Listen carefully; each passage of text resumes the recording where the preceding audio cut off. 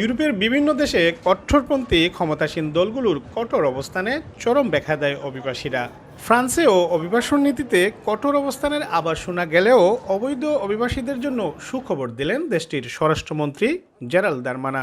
সম্প্রতি গণমাধ্যমে দেয়া এক বক্তব্যে তিনি বলেন, অবৈধ হয়ে পড়া অভিবাসীদের বিভিন্ন খাতে কাজের মাধ্যমে নিয়মিতকরণের চিন্তাভাবনা করছে সরকার। স্বরাষ্ট্রমন্ত্রীর এ বক্তব্যে আশার আলো দেখছেন দেশটিতে বসবাসকারী বাংলাদেশিরা। নিঃসন্দেহে এটা একটা খুব খুশির খবর আমাদের বাংলাদেশিদের জন্য, যারা আমরা ফ্রান্সে অনিয়মিত অনেক হাজার হাজার বাংলাদেশি আছে। তো যদি আসলে সরকার এই জিনিসটা বাস্তবায়ন করে আমরা সবাই উপকৃত হব।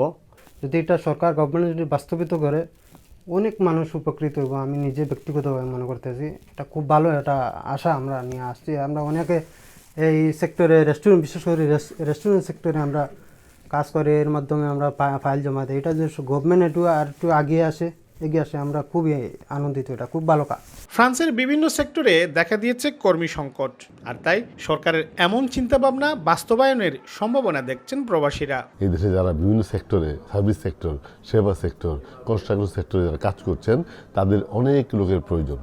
এই লোকগুলোকে পরিপূরণ করার জন্যই এই নতুনভাবে এই বিদেশে যারা এইসব সেক্টরে কাজ করছেন তাদেরকে লিগ্যালাইজ করার যে প্রক্রিয়া পার্লামেন্টে বক্তব্য করেছেন, যেটা আগামী বছর এই পার্লামেন্টে এটা পাশ করার ইচ্ছা তাদের আছে। অবৈধ অভিবাসীদের বৈধকরণ নিয়ে শুরু হয়েছে তুমুল আলোচনা। তবে সরকারের চূড়ান্ত সিদ্ধান্ত না আসা পর্যন্ত কোনো কিছুই বলা যাচ্ছে না বলে মনে করছে বিভিন্ন পরামর্শক প্রতিষ্ঠান। রেস্টুরেন্ট বিভাগ, তারপরে এগ্রিকালচার বিভাগ, তারপরে সেবা বিভাগ, এরকম 3-4টি সেক্টরের কথা তারা উল্লেখ করেছেন যে মানুষকে নিয়মিত করা যায় কিনা এই চিন্তা করতেছেন, এবং আগামীতে এটা সংসদে তুলে ধরা হবে এবং উপস্থাপন করা হবে এবং এটার উপরে ডিবেট হবে। আমরা অপেক্ষা করতে হবে যে এই প্রস্তাবনাটা ফাঁস হয়ে যদি আসে তাইলে এটার মাধ্যমে হাজার হাজার বিদেশিরা উপকৃত হবে। ফ্রান্সের স্বরাষ্ট্র মন্ত্রণালয়ের 2021 সালের হিসেব অনুযায়ী দেশটিতে অবৈধ অভিবাসীর সংখ্যা 6 থেকে 7 লাখ।